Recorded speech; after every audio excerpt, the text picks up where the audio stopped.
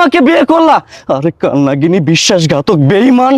তোর মনে যদি এই ছেলের জায়গা আছে, তুই যদি ওকেই ভালোবাসিস, ওকে যদি তুই বিয়ে করতে চাস, ওর সাথে যদি তুই সুখে থাকতে চাস, তুই তো আমাকে বলতে পারতি।